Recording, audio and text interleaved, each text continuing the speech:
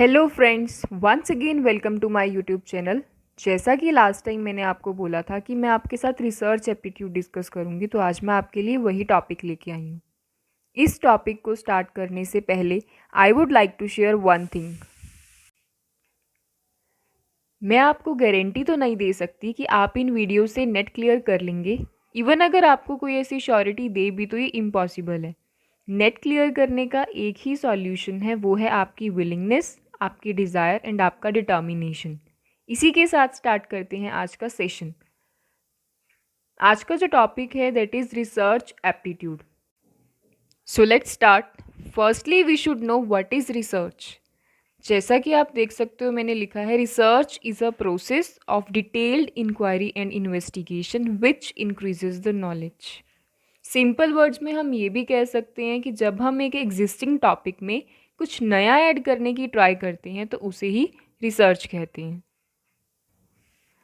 अब इसे कुछ सिंपल से एग्जाम्पल से समझते हैं। सबसे पहला एग्जाम्पल हम अपने घर से ही ले सकते हैं।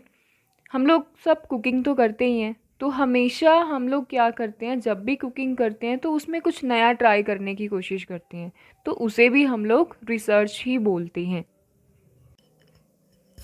रिसर्च का सबसे बड़ा एग्जाम्पल तो हम लोग अपनी रिसेंट सिचुएशन से भी ले सकते हैं, दैट इज़ रिसर्च अबाउट कोविड-19। इस प्रॉब्लम को लेकर भी आप देख सकते हो कि कितनी रिसर्च चल रही है। तो ये सब रिसर्च के एग्जाम्पल्स हैं, और रिसर्च के बारे में हम यही कह सकते हैं कि it's a rational way of thinking. इसका मेन मोटिव यही होता है कि जो ऑब्जेक्टिव्स या जो डेस्टिनेशन हमने डिसाइड किया है उसमें क्या स्टेप्स हो सकते हैं, और उन स्टेप्स को हमने एक सीक्वेंस में कैसे परफॉर्म करना है। Now move to the next topic that is characteristics of research. और रिसर्च की करेक्टरिस्टिक्स से आप बेटर तरीके से समझ सकते हो कि रिसर्च एक्चुअली में क्या होती है। So the first point is objectivity. Here objectivity means research must be unbiased. अगर रिसर्चर रिसर्च के स्टार्टिंग में ही बायस्ड हो जाए तो रिजल्ट्स कभी भी एक्यूरेट नहीं होते। ऐसा क्यों होता है? क्योंकि अगर उसने पहले ही सोच लिया कि मुझे रिजल्ट्स बिल्कुल वैसे चाहिए जैसे मैंने सोचा है, तो यानी कि यहाँ पे बायसनेस है। तो बेटर है कि उसको ये कोशिश करनी चाहिए कि मुझे बेस्ट से बेस्ट मेथड यूज़ करना चाहिए ताकि मेरी रिज़ल्ट में कोई भी बायसनेस ना हो। तो ऑब्जेक्टिविटी किसी भी रिसर्च का सबसे पहला मेन पॉइंट होता है। So the first requirement of any research is objectivity, that means there must be no biasness. Now move to the next point that is accuracy. Accuracy में हम लोग यही देखते हैं कि हमें कौन से मेथड्स और टूल टेक्निक्स को अपनी रिसर्च में यूज़ करना है सो दैट कि हमें एक्यूरेट रिजल्ट्स मिले।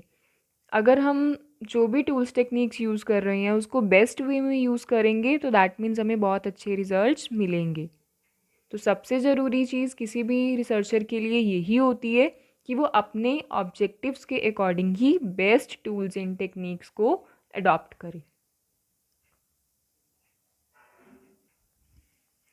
हमारा नेक्स्ट पॉइंट है रिलायबिलिटी। अब यहाँ पे रिलायबिलिटी का मतलब यूनिफॉर्मिटी से होता है कि कोई भी रिसर्च रिलायबल कभी कब होती है, जब उसमें यूनिफॉर्मिटी होगी। इसके लिए हम एक एग्जांपल ले सकते हैं।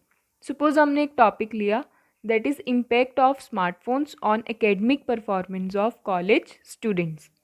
तो इस पर हम लोग रिसर्च कैसे करेंगे? हमने कोई सैंपल लिया और उस पर एक मेथड अप्लाई किया जिससे ये पता चला कि जो स्मार्टफोन्स का स्टूडेंट्स की एकेडमिक परफॉर्मेंस पर इम्पैक्ट पड़ता है वो 50% है। सपोज अब हमने एक और सैंपल लिया और उस सैंपल पर हमने सेम मेथड अप्लाई किया।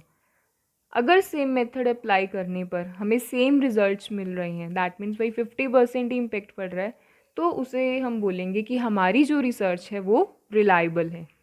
तो इन शॉर्ट हम ये बोल सकते हैं कि जब हम एक ही मेथड को अलग अलग सैंपल्स पर अप्लाई करते हैं और उसके बाद भी हमें बिल्कुल सेम रिजल्ट्स मिलते हैं, तो दैट मीन्स हमारी जो रिसर्च है वो रिलायबल होगी। बात करते हैं अगली कैरेक्टरिस्टिक की, that is empirical research. Empirical means experiences. तो बेसिकली जितनी भी रिसर्च की जाती है वो रियल लाइफ सिचुएशंस पर बेस्ड होती है। कभी ना रिसर्च कभी भी ऐसा नहीं होता कि वो कल्पनाओं पे बेस्ड होती है, वो हमेशा रियल लाइफ सिचुएशंस पे बेस्ड होती है।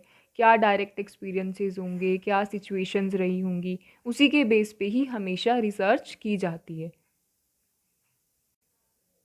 Now move to the next point, that is credibility. Credibility पूरी तरह से रिसर्चर पे डिपेंड करती है। फॉर एग्जाम्पल हम ये बोल सकते हैं, सपोज रिसर्चर के पास दो ऑप्शंस अवेलेबल हैं, primary data and secondary data. अब ये रिसर्चर पे डिपेंड करेगा कि वो जो भी इंफॉर्मेशन है वो प्राइमरी डेटा से कलेक्ट करता है या सेकेंडरी डेटा से। अगर उसके पास प्राइमरी डेटा का ऑप्शन है तो दैट मीन्स उसको प्राइमरी डेटा ही प्रेफर करना चाहिए, क्योंकि अगर वो प्राइमरी डेटा कलेक्ट कर सकता है तो उसे प्राइमरी डेटा कलेक्ट कर लेना चाहिए। इससे जो रिसर्च है उसकी क्रेडिबिलिटी इंक्रीज़ हो जाएगी। बट दोनों ऑप्शंस होने के बाद भी अगर वो सेकेंडरी डेटा चूज़ कर रहा है तो उससे जो क्रेडिबिलिटी है वो कहीं ना कहीं कम हो जाती है। So it's all about credibility. Now move to the last point, that is generalisation.